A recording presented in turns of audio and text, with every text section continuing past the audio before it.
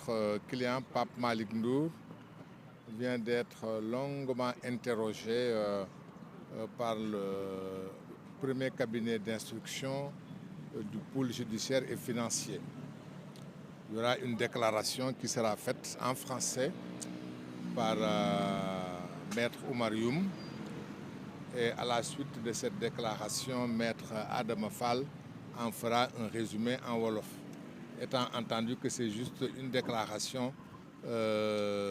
sans question-réponse. Et sans plus tarder, je laisse la parole à notre confrère Maître Oumar Youm. Alors, chers amis de la presse, nous venons d'une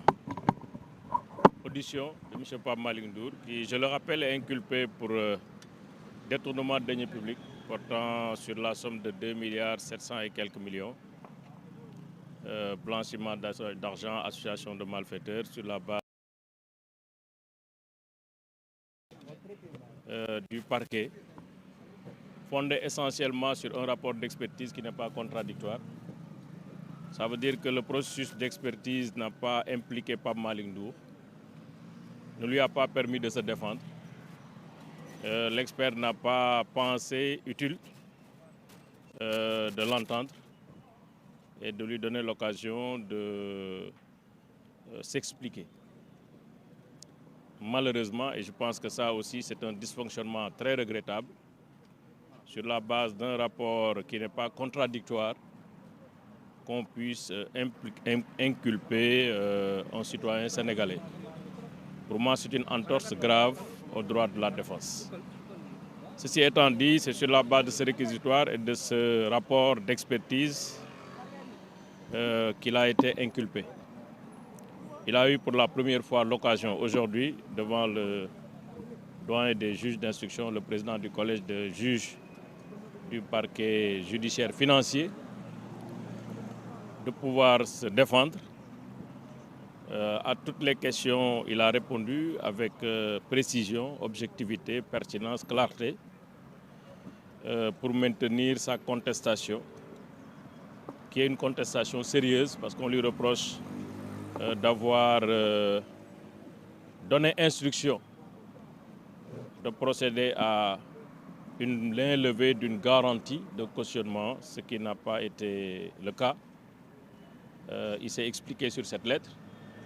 qui était plutôt une lettre de demande d'explication et de clarification, qui s'inscrit dans une démarche et une logique de transparence à travers laquelle il a eu à diriger le PRODAC comme coordinateur. Les paiements également d'un montant de 2 milliards 700 qui ont été faits non pas par Pape Malick Ndour, mais par Locafrique, qui est un organisme privé mandaté par l'État du Sénégal pour procéder au paiement et donc faciliter le financement de cette opération. Donc on ne peut pas imputer cela à Pape Malick Ndour. Ce qu'il a fait, c'est transmettre des documents commerciaux qui attestent de la régularité des opérations et des prestations qui ont été fournies par Green 2000. Donc, et il a également tous les éléments de preuve à sa disposition et à la disposition de la justice. Donc nous estimons que ces charges sont d'une très grande légèreté, qui ne méritent pas qu'il soit placé en détention, parce que je rappelle tout le temps que la détention, c'est une détention électronique. C'est une détention en résidence surveillée sous bracelet électronique. Et nous pensons, dans les jours à venir, très rapidement,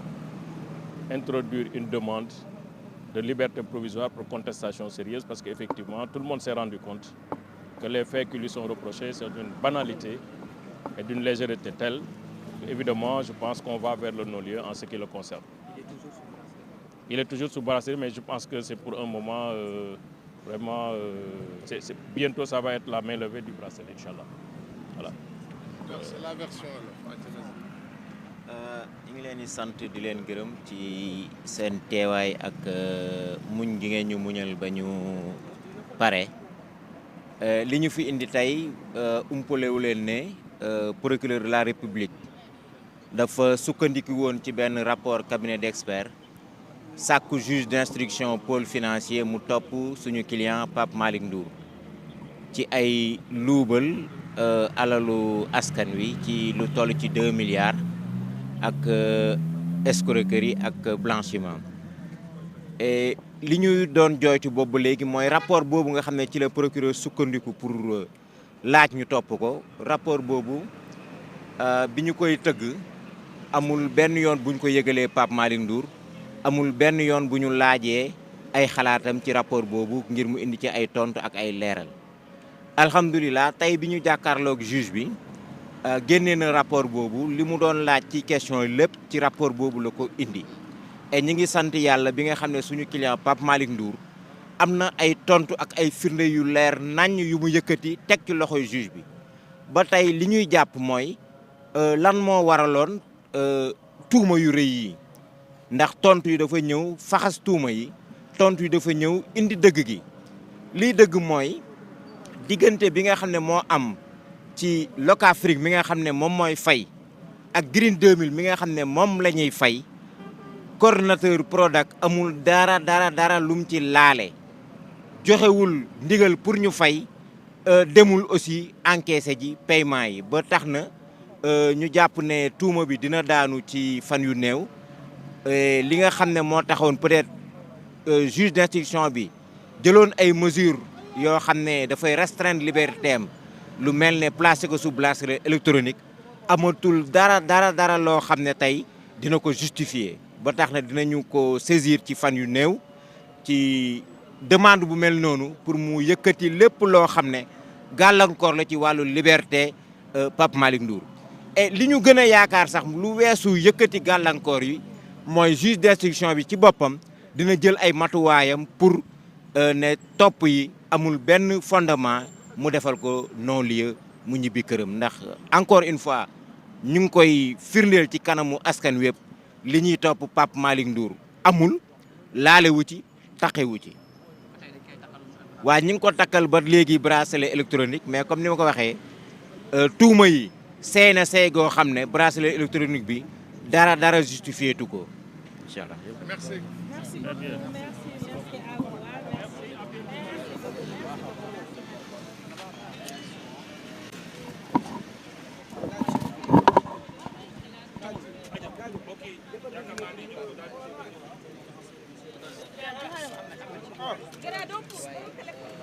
kon donc mbokk internet Sénégal 7 mi ngi noonu gis seen avocat yaa ngi noonu di dem di dellu fi nga xamante ne moo di ci parking ba dañuy ñibbi ñu ngi noonu kon donc si ay kaddu avocat maître Oumar Youm maître Fall dégg ngeen li nga xamante ne mooy yëkkati nañ ko lépp li nga xamante ne ñu ngi koy toppee kii di Pape Malick Ndour nekkoon ancien coordinateur Prodac gis ngeen li nga xamante ne moo di avocat lu ñuy wax maanaam teggi na tuuma yëpp indi na lépp leeral li nga xamante ne lam jëm ci lettre de garantie bi et aussi li nga xamante ne moo di ci lépp loo xamante ne laalewu ko lu jëm ci wàllum koppar ci projet boobu si aussi tamit ci li nga xamante ne moom avocat yi lu ñu sukkandiku rek ngir teggi tuuma yi aussi li nga xamante ne di doon li nga xamante ne moo di dysfonctionnement jàpp nañ ne daal moo di procureur